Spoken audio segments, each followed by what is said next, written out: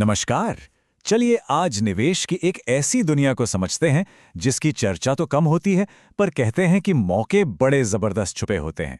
जी हां, बात हो रही है अल्टरनेटिव इन्वेस्टमेंट फंड्स या एआईएफ्स की।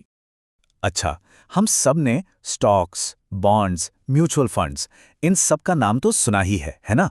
पर कभी ये ख्याल आया है कि इस जानी पहचानी दुनिया के पार क्या है? ऐसे कौन से मौके हो सकते हैं जो मतलब आमतौर पर हमारी नजरों से ओझल रहते हैं? तो चलिए इसी सवाल का जवाब ढूंढते हैं। एआईएफ को ना सिर्फ एक और इन्वेस्टमेंट ऑप्शन की तरह देखना ठीक नहीं होगा।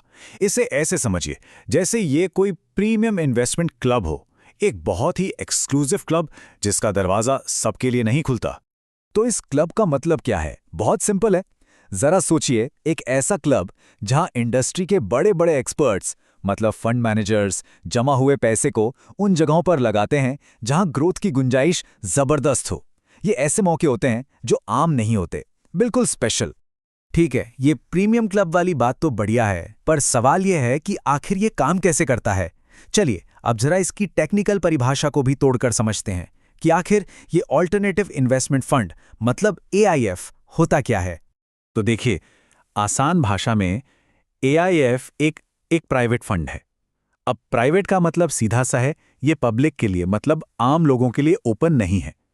इसमें कुछ गिने चुने सोफिस्टिकेटेड इन्वेस्टर्स से पैसा, जिसे कहते हैं, पूल किया जाता है, यानी इकट्ठा किया जाता है, और फिर उस पैसे को एक पहले से तय की गई इन्वेस्टमेंट पॉलिसी के हिसाब से अलग अलग जगह इन्वेस्ट करते हैं। पर सबसे बड़ा सवाल तो अब आता है, ये जो सारा पैसा इकट्ठा हुआ है, ये आखिर जाता कहाँ है? और सबसे जरूरी बात, ये म्यूचुअल फंड से अलग कैसे हुआ फिर? ये देखिए, यही है वो फर्क जो सब कुछ साफ कर देता है। एक तरफ है म्यूचुअल फंड्स, ये ज्यादातर उन कंपनियों में पैसा लगाते हैं जिन्हें हम सब जानते हैं, जो स्टॉक मार्केट पर लिस्टेड हैं। सोचिए रिलायंस, एचडीएफसी, इस तरह की कंपनियां। और दूसरी तरफ है एआईएफ्स। ये उस दुनिया में कदम रखते हैं जहां आम तौर पर पहुंचना मुश्किल है। ये उन प्राइवेट कंपनियों में पैसा लगाते हैं जो अभी आईपीओ लाने वाली हैं, या उन स्टार्टअप्स में जिनमें अगला बड़ा आइडिया छिपा हो सकता है, या फिर बड़े बड़े रियल एस्टेट प्रोजेक्ट्स में।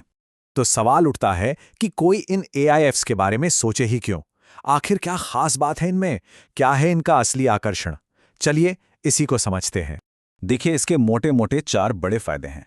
सबसे पहला, जाहिर है, ज्यादा रिटर्न की उम्मीद, क्योंकि ये उन जगहों पर दांव लगा रहे हैं जहां ग्रोथ पोटेंशियल बहुत ज्यादा हो सकता है।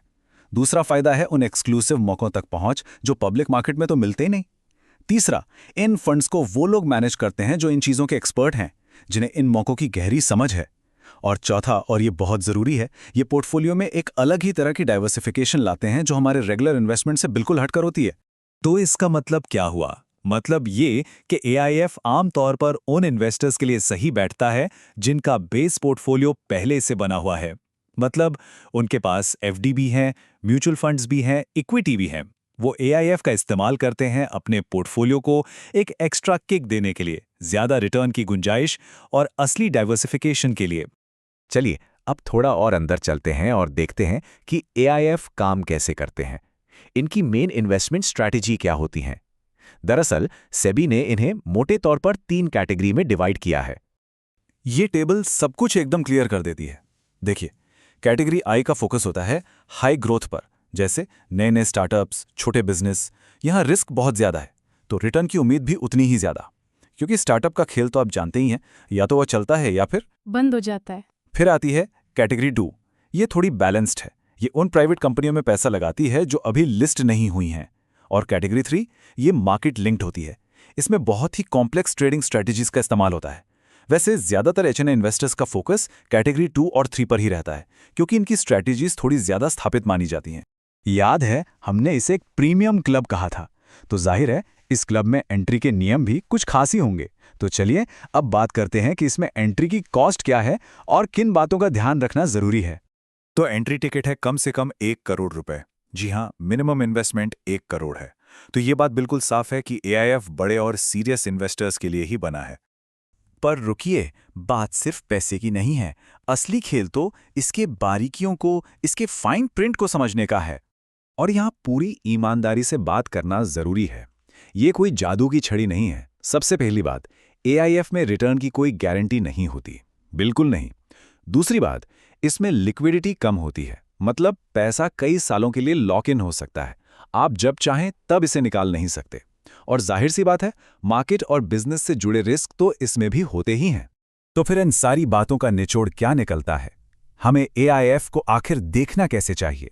इसे एक ऐसे मौके की तरह देखना चाहिए जो किसी के भी इन्वेस्टमेंट पोर्टफोलियो को एक बिल्कुल नया डायमेंशन दे सकता है।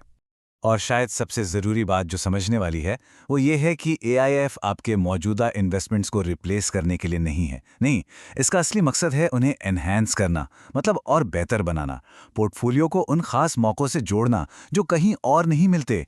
और इस एक लाइन में पूरी कहानी का सार छिपा है।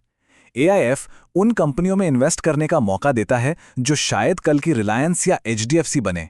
सोचिए, उनके इतना बड़ा बनने से पहले उस ग्रोथ स्टोरी का हिस्सा बनना, जब असली ग्रोथ की गुंजाइश सबसे ज्यादा होती है। तो आखिर में बस एक ही सवाल बचता है, क्या ये वाकई पोर्टफोलियो को बेहतर बनाने का, उसे अगले लेवल पर ले जाने का अगला बड़ा जरिया है? ये सवाल सोचने के लिए छोड़ देते हैं।